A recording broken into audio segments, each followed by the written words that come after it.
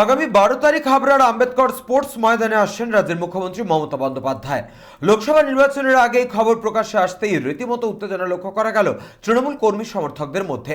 এদিন জেলা শাসকের উপস্থিতিতে হাবড়া পুরসভার পৌরপ্রধান নারায়ণ চন্দ্র সাহা সহ স্থানীয় তৃণমূল নেতৃত্বরা আম্বেদকর ময়দান ঘুরে দেখে সভার প্রস্তুতি নিয়ে একটি আলোচনাও সারেন। জানা গেছে 12 তারিখ বেলা 11টায় মুখ্যমন্ত্রী জনসভা করবেন এই ময়দানে।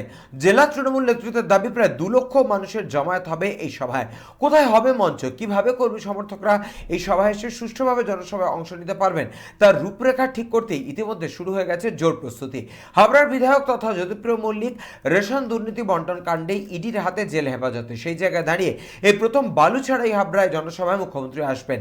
তাই হাবড়া তৃণমূল কর্মী সমর্থকরা মুখ্যমন্ত্রীর এই সভা ঘিরে যাতে সুষ্ঠুভাবে সবকিছু সম্পন্ন হয় তার জন্য ইতিমধ্যেই ঝাঁপিয়ে পড়েছেন। পাশাপাশি বর্তমান রাজনৈতিক পরিস্থিতিতে জেলায় এসে মুখ্যমন্ত্রী কি বার্তা দেন লোকসভা নির্বাচনের প্রেক্ষাপটে সেদিকেও বিশেষ নজর থাকবে তৃণমূল কর্মী সমর্থকদের। মুখ্যমন্ত্রী ওই দিন বেশ কিছু প্রকল্পেরও উদ্বোধন করবেন বলে খবর। এখন তাই মুখ্যমন্ত্রীর সফর ঘিরে বাড়তি উন্মাদনা জেলা তৃণমূল কর্মী সমর্থকদের মধ্যে।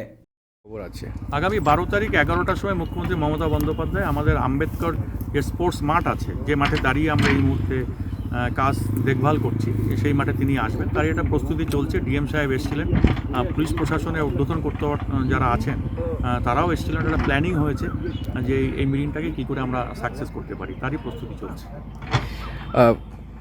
টাইম কি আছে এবং কত লোক? 11টার সময় উনি আসবেন। আমরা আশা করছি 1.5 থেকে 2 লক্ষ মানুষ এখানে জমায়েত হবে।